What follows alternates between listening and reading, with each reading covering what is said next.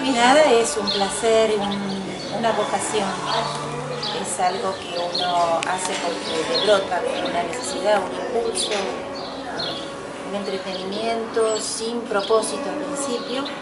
Y después, bueno, si se tiene la fortuna de poder compartirlo con alguien más cuando se publica, vaya a tocar el cielo con las manos. Yo escribo desde que soy chica, pero nunca pensé en publicar. En realidad escribo por hobby, por pasión, pero lo hago de forma paralela con mis actividades.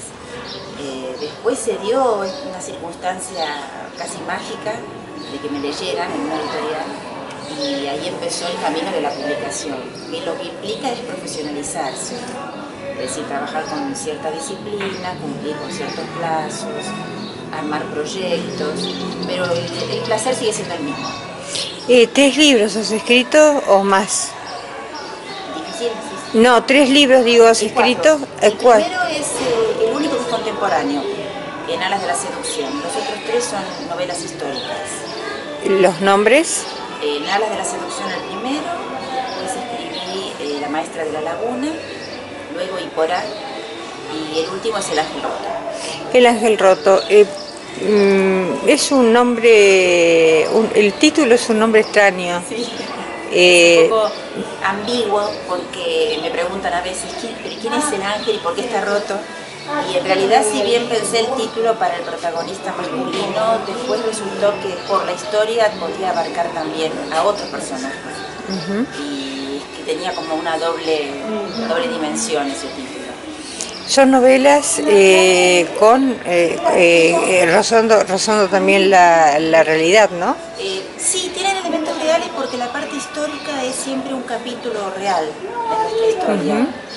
Incluso hay personajes históricos que interactúan con los de ficción, que son parte de nuestras tradiciones, pero la trama en cuanto a la ficción es completamente inventada, ¿no? Es decir, lo que sucede fuera del contexto histórico, eso es inventado. Por ejemplo, la guerra del Paraguay. Entonces, todo lo que ocurre ahí en cuanto a la guerra en sí, los hechos, todo eso es cierto.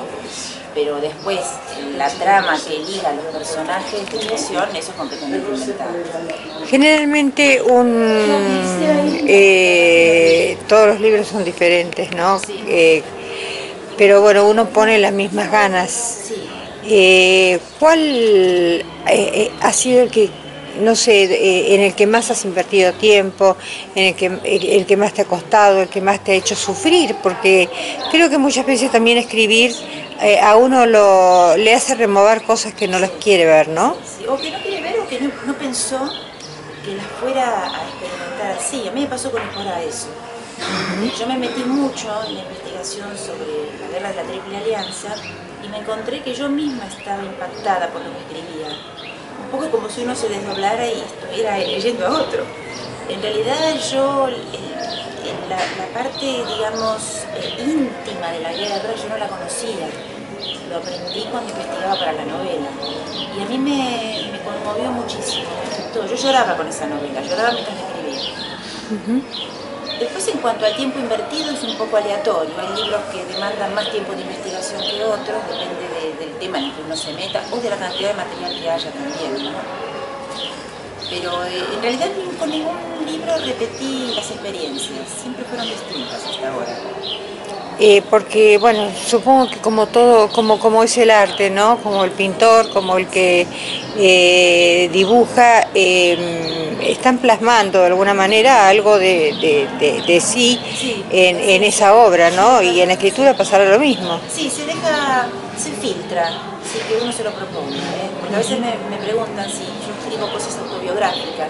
No, le digo, absolutamente no, al contrario, escribo un poco lo que me gustaría vivir, que no viví, un poco me vuelco a eso. Sin embargo, se filtra sin que uno lo perciba. Lo percibe. Se filtran recuerdos, vivencias, sentimientos que uno lleva, eso aparece.